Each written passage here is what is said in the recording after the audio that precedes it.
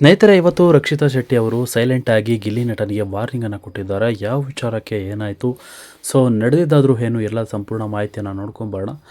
ಈ ವಿಡಿಯೋ ನೋಡೋಕ್ಕೂ ಮೊದಲು ನೀವು ನಮ್ಮ ಚಾನಲ್ಗೆ ಸಬ್ಸ್ಕ್ರೈಬ್ ಆಗಿಲ್ಲ ಅಂದರೆ ಈ ಕೂಡಲೇ ಸಬ್ಸ್ಕ್ರೈಬ್ ಆಗಿ, ಹಾಗೆ ಪಕ್ಕದ ಬೆಲ್ ಐಕನ್ ಕ್ಲಿಕ್ ಮಾಡ್ಕೊಳ್ಳಿ ವೀಕ್ಷಕರೇ.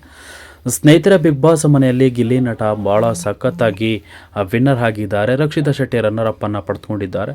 ಸೊ ಇವತ್ತು ಭಾಳ ಸಂಭ್ರಮಾಚರಣೆ, ಸಖತ್ ಬಿಗ್ ಬಾಸ್ ಜೋಡಿಗಳದೇ ಹವಾ ಆಗಿಬಿಟ್ಟಿದೆ.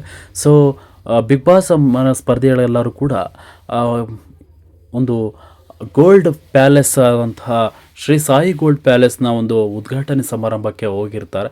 ಈ ಒಂದು ಸಂದರ್ಭದಲ್ಲಿ ಕಾವ್ಯ ಹಾಗೂ ಗಿಲ್ಲಿ ನಟ ರಕ್ಷಿತಾ ಶೆಟ್ಟಿ ಮತ್ತು ರಘು ಅವರು ಇವರೆಲ್ಲರೂ ಕೂಡ ಸೇರಿರ್ತಾರೆ. ಇಂತಹ ಒಂದು ದೊಡ್ಡ ಕಾರ್ಯಕ್ರಮ, ದೊಡ್ಡ ವೇದಿಕೆ ಅಂತಲೇ ಹೇಳ್ಬೋದು. ಜನಸಾಗರ ಅಷ್ಟೇ ಇತ್ತು. ಅಭಿಮಾನಿಗಳು ಗಿಲ್ಲಿಯವರನ್ನು ನೋಡಲಿಕ್ಕೆ ಭಾಳ ಜನಸಾಗರವೇ ಇತ್ತು. ಇಂತಹ ಸಂದರ್ಭದಲ್ಲಿ ರಕ್ಷಿತಾ ಶೆಟ್ಟಿ ಅವರು ಗಿಲ್ಲಿಗೆ ಸೈಲೆಂಟಾಗಿ ವಾರ್ನಿಂಗನ್ನು ಕೊಟ್ಟಿದ್ದಾರೆ. ಯಾಕೆ ಅಂದರೆ ಕಾವ್ಯನ ಮಾತಾಡಿಸ್ಬೇಡ ಅನ್ನೋ ವಿಚಾರಕ್ಕೆ ಇವತ್ತು ರಕ್ಷಿತಾ ಶೆಟ್ಟಿ ವಾರ್ನಿಂಗನ್ನು ಕೊಟ್ಟಿರುವಂಥದ್ದು.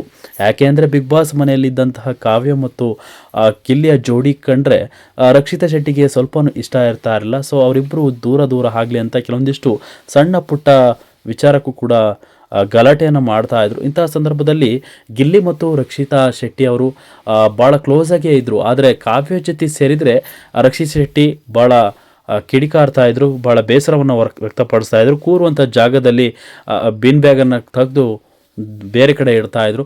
ಸೊ ಇದಕ್ಕೆ ಸಂಬಂಧಪಟ್ಟಂತೆ ಕಿಚ್ಚ ಸುದೀಪ್ ಅವರು ಕೂಡ ವಾರ್ನಿಂಗನ್ನು ಕೊಟ್ಟಿದ್ದಾರೆ.